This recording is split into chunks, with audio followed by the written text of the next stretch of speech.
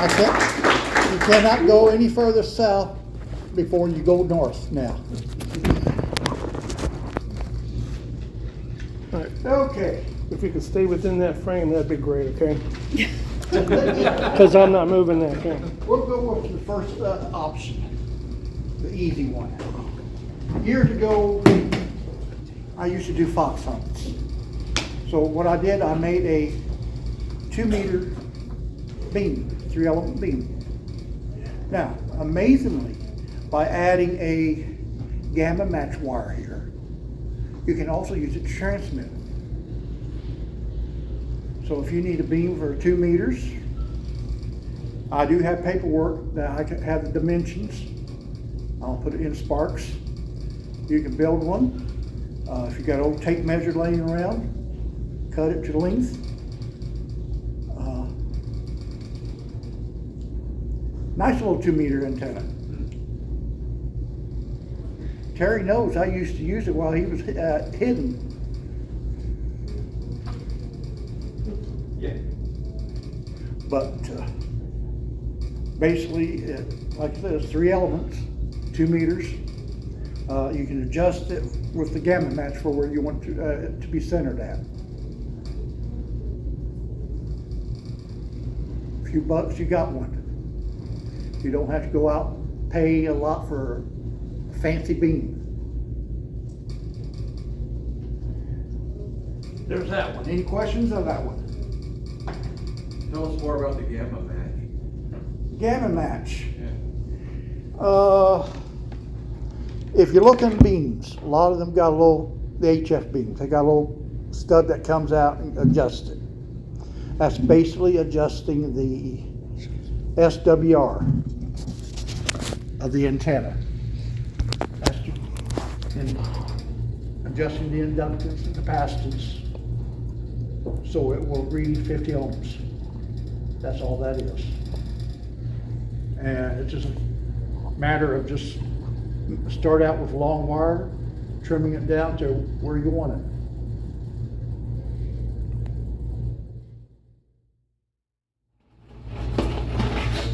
Slinky Dipole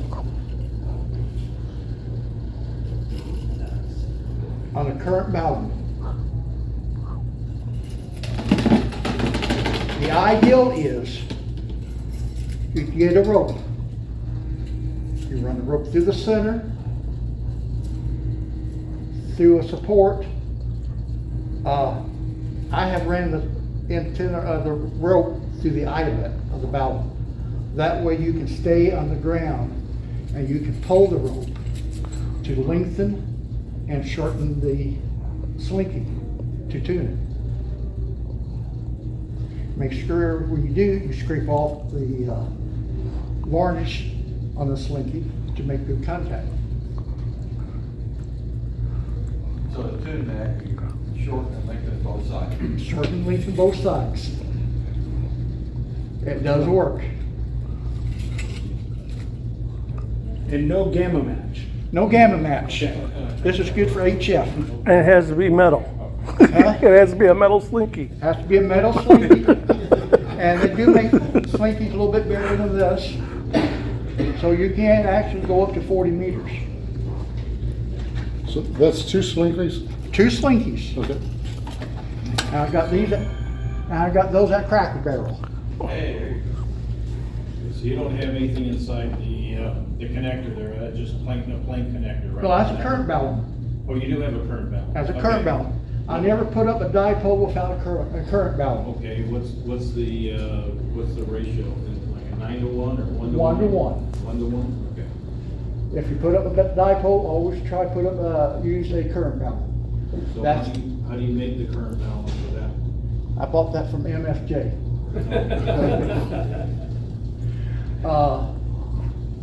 Current balance is good for antennas.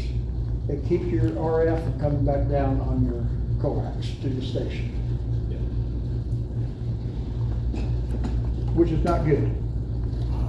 How does the coil change the length compared to a straight dipole? Is it shorter or longer? Or how The does it longer, vary? the more you pull on the coil, the longer, the lower the band, lower the band you can work. Okay. just like, you know, what, 40-meter dipole is 66 feet long? Yeah, so would it be 66 feet or would it be shorter because No, of the coil? it'd be about 66. Okay, so it comes up the same. 66 feet of slinky or 66 feet long? If you can pull it to 33 feet long, So about 2 to 1 on the slinky? it may not go back in its coil shape. Okay. But you can also use those on the vertical as coils you can tap. Put that on a piece of PVC pipe, put a vertical whip like I've got right there on top of it, of the PVC and a cap. Feed the bottom of the slinky with your coax, run a wire from the bottom up to tap it to what band you want. Do you mark your rope once you get it tuned to 40 meters? Well, if you use And then you can always return to that? Yeah. You can mark your rope at each band. The reason I recommend a rope is during a wind. The movement of a coil will change the length of the antenna. And I can't get those. I'll get those in a minute. But you can have it tuned at wind modes and you'll be out of tune. Yeah, that's a Slinky. Here's a QSB on your slippy. But, you know, hey, in a pinch, if you have something like that laying around, you can make something. This is the idea of all my antennas tonight is in a pinch, if you need an antenna, you got one. Does it solder very easily or do you have to tie it down to the Balun with screws and bolts and that kind of thing? Because it is steel, right? Some kind of flexible. I wrapped it around. Okay. If I was doing it permanent, I would use stainless steel bolts. Put the slinky coil, wrap it around the stainless steel bolt and tighten it down. That's like I got a 160-meter dipole up. Made it with electric fence wire instead of copper. You can't solder electric fence wire. It's stainless steel. But you can put a stainless steel bolt through an eyelet and it will work just as good. Also, electric fence wire is cheaper than copper. You guys ever heard of the light bulb antenna? Don't know, but it seems like a bright idea. It's harder. It's getting harder and harder to do nowadays with the LEDs. Yep. You need a 100-watt light bulb incandescent. Those are, yeah, aren't they? Those don't say you can only get them up to 60. You can still find them. Can you? Yeah. I didn't have one around the house tonight. But you put a 100-watt light bulb in, it gives you 50 ohms. Radio rig like it because it's good SWR. Do not run anything over 100 watts though, because you will burn out the light bulb. Now, best way to use this, put it up as high as you can. Now, that way it will radiate. It's not the best of antennas, but unfortunately, it does radiate. Does it even light up? Yes. It does, really? Yes, it does light up. Huh. I think there have been articles on this in QST once, on the light bulb antenna. Could you use a 60-watt bulb if you don't put power more than Different 60 impedance. watts? Okay. I tried it tonight, this week with a 25 watt, a 40 watt. Impedance is different. I wonder if you series 25 watt bulbs. Actually, I haven't tried that. you may have a better capture area and more signal transmitted. Well, I haven't tried that. But you just, like I say, you just screw a light bulb in. All your neighbors screaming, wondering what's going on. And so help me, if you do this with LEDs, we want to know all about it in sparks, okay? strip of LEDs. What bandwidth there, I mean, what frequencies are you looking at? What band you want? It goes from 80 down. Yeah, so you just see which, Mhm. you know, put your analyzer on it to see where the residence. You can run 80, 40, 20, 15, 10. Basically, your light bulb, your 100-watt light bulb, has a filament. And that filament is resistant at 50 ohms. So really, it's mostly a dummy load. It's a dummy load. Where does the coax of the wire go? Does it go to the light bulb? To the bottom of the So it's socket. like a dipole, you'll straighten it out like a dipole again? Well, you put the center to the center of the light bulb, and shield to the shield of the light bulb. So it's just a single long wire? It's it's a coax. That's your feed line. This is your feed line to your radio. It's not good at it. Your antenna is right here. Years ago, if you could not afford an antenna for heat kit, for a dummy load, you could use a 100-watt light bulb to check your radio. Later, we have found out that the 100-watt light bulb connected to a rig do transmit. It may not transmit far, but it does transmit. Probably don't hear much on it. Yeah, you do hear. Do you? Yeah. All the way across the street. Okay. Well, you set up a session receiver. Yes. My first rig, that's how I would load it, the old heat kit. You get the maximum brightness on the bulb, Uh-huh. and it was good to go. Yeah. But there is a group that gets on the air once a year with Do a light bulb antennas. contest. Yeah. So I assume it's still going. I haven't seen anything about it. I've been hearing about it, yeah. Do they do it on HF or? Yeah. HF, so do they get, what kind of reports and ranges do they get? They've got all kind of crazy light bulb ideas that they come up with. Some of them even use like Christmas tree lights and different things. So if you do a Google search for probably ham radio light bulb contest. I don't remember what it was called. It probably come up. If I remember, I'll put it in I'll Sparks look it next up. month. I'll look it up, put it in. Because I've got it on my computer at home. But again, you There know. are half a dozen YouTube videos on light bulb antennas. So, the Light Bulb QSO Party. There you go.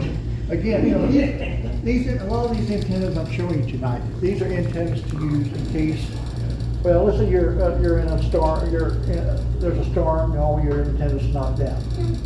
You may not have everything to put one back up, but you still want to get up on the air to report. It may not do as good as your regular antenna, but at least you get back on the air. There's a post here from somebody called W6LG, who says that in August of 2017, they were able to make FTA contacts with a 2-bulb light bulb antenna, 2 bulbs per wide, at 750 miles.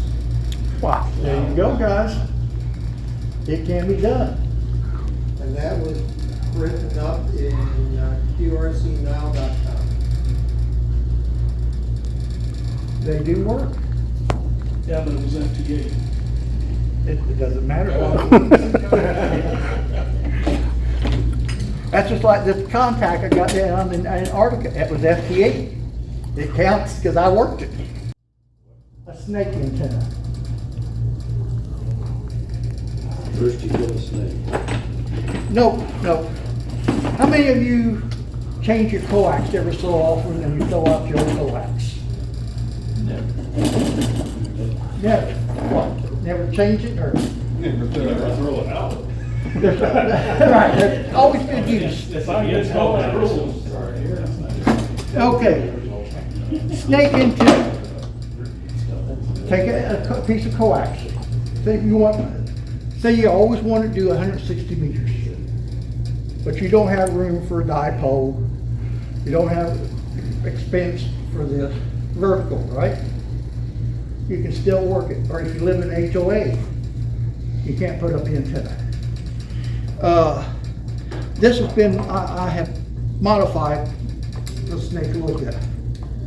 Basically, a normal snake antenna, you would remove about this much of the shield.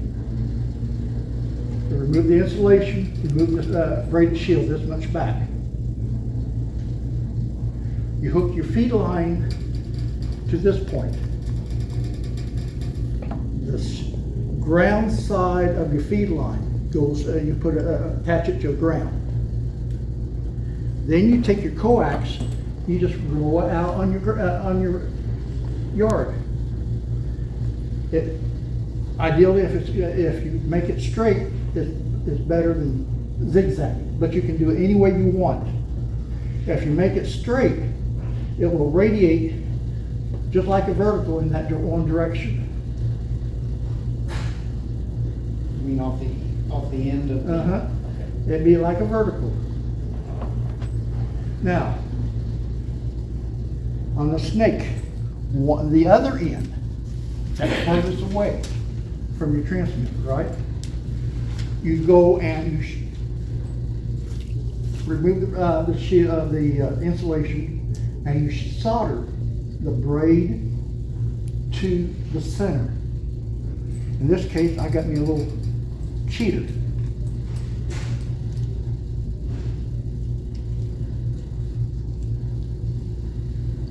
So what that does, say you got 100 feet of coax out, right?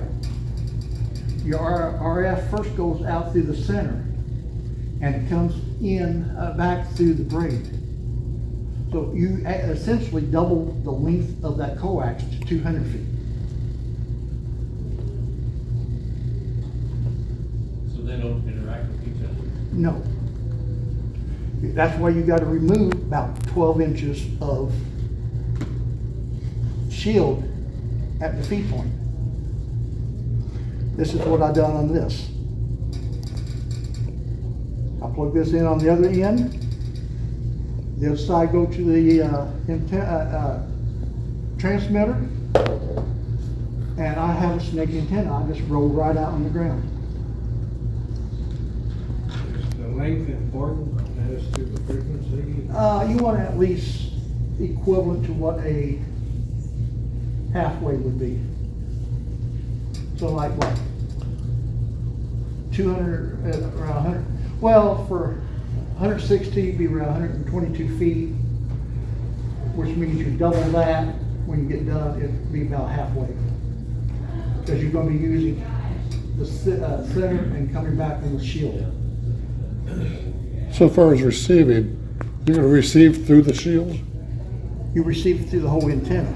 Well, I can see you receive through the shield, but it's not gonna get to the center floor, is it? It will go through, yes. Now, the ideal, there's a trade-off on this. A snake antenna is fantastic for 160 meter, low noise. On any other band, you get very low noise coming back in. Your noise level is down. Also, it does attenuate a little bit on the air, on the other signals you want. But because your noise level is down, you can hear them better. So if you got a small piece of land, you want to put up a 160 meter dipole, get some old coax you have, snake it out, serpentine on your yard, and you can get on 160. It's an NVIS antenna. Did you have to use your tuner on it in order to? Yes. It does require tuning if you want to use it on more than one band.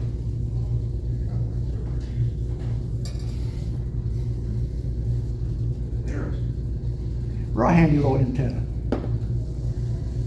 So like, in a storm, have one made up, just throw it back out on the yard, and you're back up and running. You've used that? Yes, I have. Get about 300-400 miles away. Huh. With it.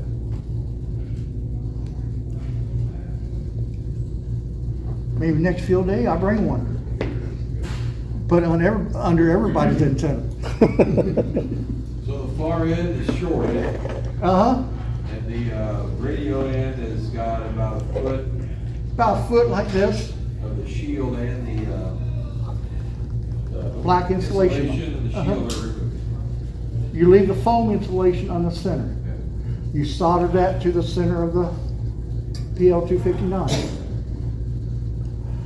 Your rig goes on here, the side of the ground on the coax feed line. You put a ground stake in and ground it. So, you know, just like a vertical, you're running it off, running it against the ground. That used to be a pretty popular antenna years ago for 160. Uh-huh. I think it was also used on military a lot. Because they can just roll it out and roll it back up real easy. This is my magic tuner.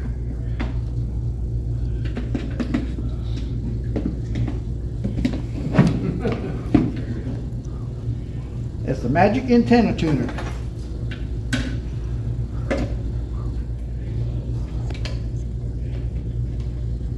Okay, your antenna will go up here. So if you got a 40-foot wire, vertical wire, or even a snake antenna. Mount your, plug your snake antenna up here. Put your feed line in on this. Yes, this is a dummy load. Yes, a lot of your, depending on the length of antenna that you're going to be using, determines how much power the dummy load will eat and how much will actually radiate from your antenna.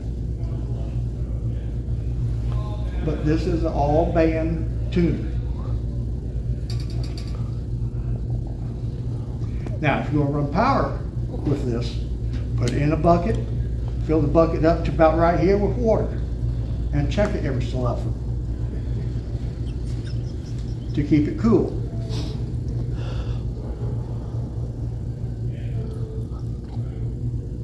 Any questions on this?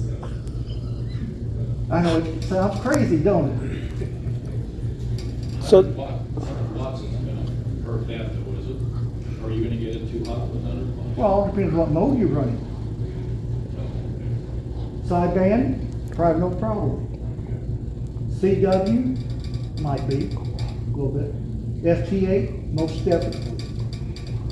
Because, you know, your duty cycle, on and off, it's going to cool when you're not transmitting.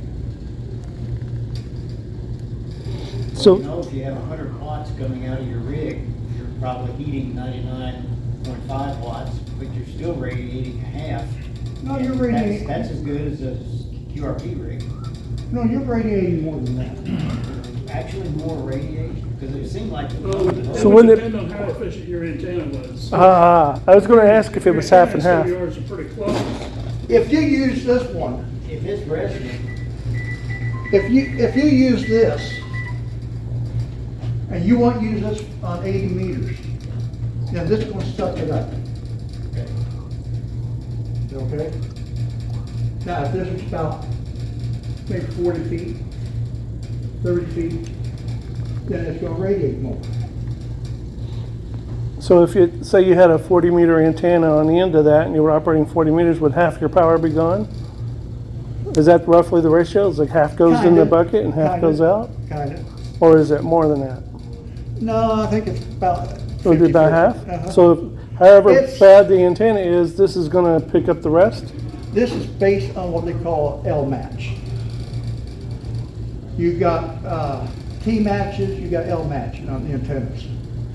L match is normally done by attaching, you got a feed line here, you got a vertical here, and then you put a piece of coax here, the length that you need in order to tune your antenna. So basically, you're using the dummy lobe in place of the length of coax for an L match.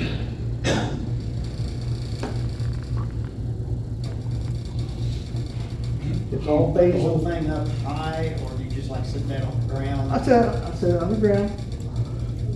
Okay, you won't have any problem with RF coming back into the shack or anything? I do it outside. He's got a hole in this bucket here where he's obviously done this. I got a hole right. I got a hole right here, and then a hole on top. So it's actually tried and true, I guess.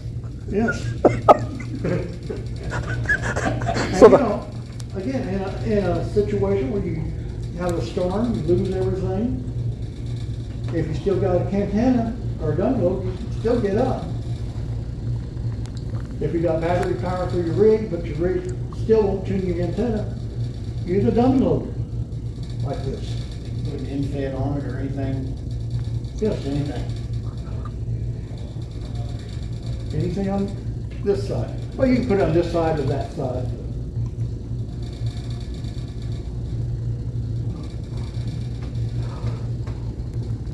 So you've used that before? You've used that in the field? Yes, I have. Yeah. Were you there that one field day with Jim? Yeah, That he he was hit? that was his main antenna. That was his main antenna. Did pretty good. Yeah. It boiled all the water out, because we got to check it.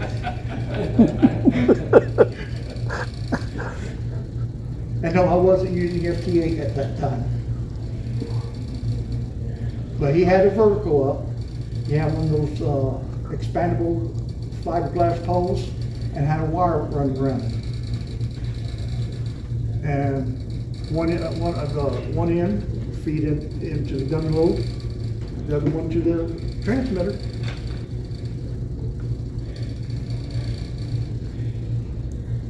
Well, a real neat little trick for getting on the air. But as in the years, I messed around, played around. I probably still will play around with messing with antenna designs. Try what work, what don't work. About a year ago, 2 years ago, I didn't bring it in tonight. I had a magnetic loop antenna, which is fun to play with and dangerous. At the point where you put the capacitor at the top, you get some very high voltages as you go up in wattage.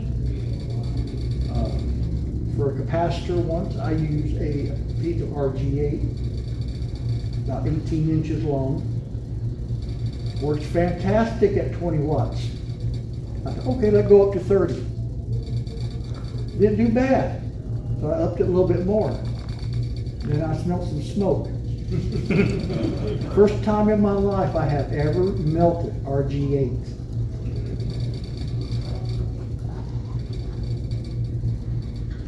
But you just gotta watch out playing with antennas. Between the inductance, the capacitance, and the resistance. That's all three things you gotta remember.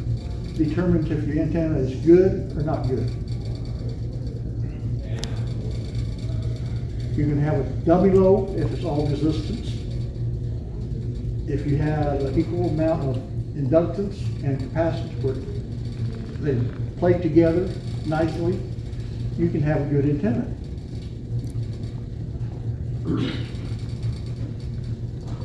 Okay.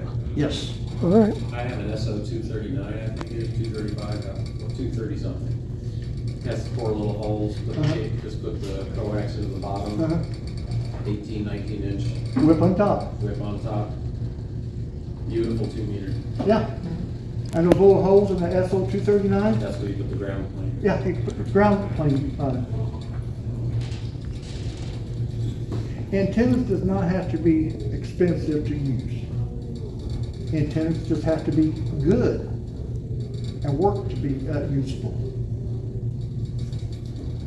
And you know, in a pinch, like I said, in a pinch, if you got an antenna, if you got wire, you can get back on the air. If you want to work 160 meters, you can't, don't have the space for the length of the antenna, try a snake antenna. You'd probably be amazed. And if you're worried about leaving it on the ground and cutting it with your riding mower or push mower, actually, don't cut around it 1 or 2 cuttings. Just let it sit there. About the 3rd cutting you can cut and you won't worry about it because it'll be down under the grass. I want you to cut your grass close to the ground. Hey, that snake antenna, is it good enough to think about using as a receive antenna on 160? Yes. Transmit with another antenna? Yeah, you can use it for 160 for receive and use another antenna for transmit. Portland's beverage. Actually, that's what the snake antenna is based on, is a beverage antenna.